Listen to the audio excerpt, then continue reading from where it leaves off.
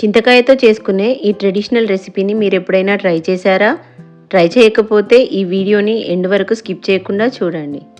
చింతకాయ మిరపకాయల కాంబినేషన్లో చేసుకునే ఈ సాంబారు రైస్తో తింటే చాలా టేస్టీగా ఉంటుంది. చింతకాయ ఈ సీజన్లోనే ఎక్కువగా దొరుకుతుంది. ఇది మార్కెట్లో జనవరి ఫిబ్రవరి టైంలో ఎక్కువగా అవైలబుల్గా ఉంటుంది. ఒక్కసారి దీన్ని ఇలా ట్రై చేయండి, చాలా బాగుంటుంది. ఇది ఫ్రిడ్జ్లో స్టోర్ చేసుకుంటే వారం 10 రోజుల వరకు పాడవకుండా ఉంటుంది.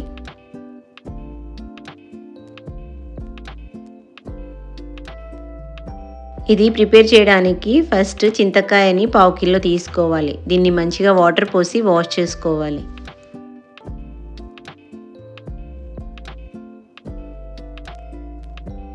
ఇలా కడిగి పెట్టుకున్న చింతకాయను స్టవ్ పైన పెట్టుకొని మంచిగా ఉడకబెట్టుకోవాలి. ఇది చింతకాయ సాఫ్ట్గా అయి రసం తీయడానికి కంఫర్ట్గా ఉండేలాగా ఉడకబెట్టుకోవాలి.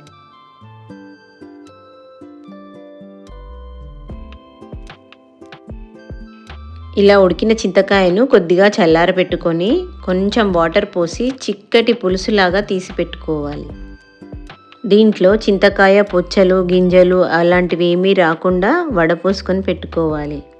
పులుపు తినేదాన్ని బట్టి దీంట్లో వాటర్ని అడ్జస్ట్ చేసుకోవాలి. ఇలా ప్రిపేర్ చేసుకున్న చింతకాయ రసంలో 1/2 కప్పు వరకు శనగపిండిని ఆయిల్ వేసి వేయించుకొని చల్లారబెట్టి దీంట్లో కలుపుకోవాలి. శనగపిండి కాకుండా పుట్నాల పొడి వేసుకున్నా చాలా బాగుంటుంది. పిండి అంతా ఉండలు కట్టకుండా మంచిగా కలుపుకొని దీనిని పక్కన పెట్టుకోవాలి. కారం తక్కువగా ఉండే మిరపకాయలను 100 గ్రాములు తీసుకొని నీట్గా వాష్ చేసుకొని ఇలా చీలికల్లాగా కట్ చేసుకోవాలి. వీటిని వాటర్లో వేసి ఉడకబెట్టుకోవాలి. దీంట్లో కొద్దిగా ఉప్పు కూడా వేసుకొని 2 నిమిషాలు ఉడకబెట్టుకోవాలి. మిరపకాయలు కొద్దిగా సాఫ్ట్ అయిన తర్వాత వాటర్లో నుంచి తీసి పక్కన పెట్టుకోవాలి.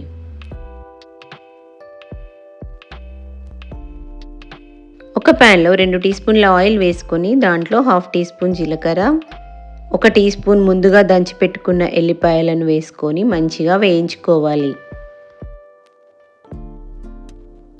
ఎల్లిపాయ అంతా ఫ్రై అయిన తర్వాత ముందుగా కుక్ చేసి పెట్టుకున్న మిరపకాయలను 1/2 టీ స్పూన్ పసుపు, రుచికి సరిపడినంత సాల్ట్ వేసి కలుపుకొని 2 నిమిషాలు ఫ్రై చేసుకోవాలి.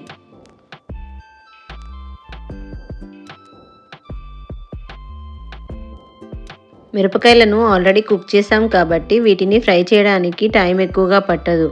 ఉప్పు అన్నీ కలిసేలాగా ఒక 2 నిమిషాలు ఫ్రై చేసుకొని స్టవ్ ఆఫ్ చేసుకోవాలి.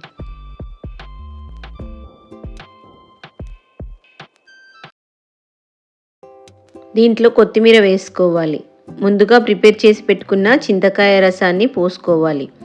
దాంట్లో 2 టీ స్పూన్ల నువ్వుల పొడి, 1/2 టీ స్పూన్ మెంతి పొడి, 1/2 టీ స్పూన్ జీలకర్ర పొడి, టేస్ట్కి సరిపడినంత సాల్ట్ వేసి మంచిగా మిక్స్ చేసుకోవాలి. దీన్ని మళ్ళీ స్టవ్ పైన పెట్టి ఉడకబెట్టాల్సిన అవసరం లేదు. కాసేపు అయిన తర్వాత అది తిక్కగా అవుతుంది. మిరపకాయలు కూడా చింతకాయ రసంలో ఊరిన తర్వాత టేస్టీగా ఉంటాయి. ఇలా ప్రిపేర్ చేసుకున్న చింతకాయ సాంబార్ని ఫ్రిడ్జ్లో స్టోర్ చేసుకుంటే 1 వీక్ నుంచి 10 డేస్ వరకు ఫ్రెష్గా ఉంటుంది. దీన్ని రైస్తో సర్వ్ చేసుకుంటే చాలా టేస్టీగా ఉంటుంది. మీకు ఈ రెసిపీ నచ్చినట్టయితే ఈ వీడియోకి ఒక లైక్ చేసి మీరు కూడా ట్రై చేయండి. ఎలా ఉందో కామెంట్స్లో చెప్పండి. నా ఛానల్ని సబ్స్క్రైబ్ చేసుకొని వాళ్ళు సబ్స్క్రైబ్ చేసుకోండి.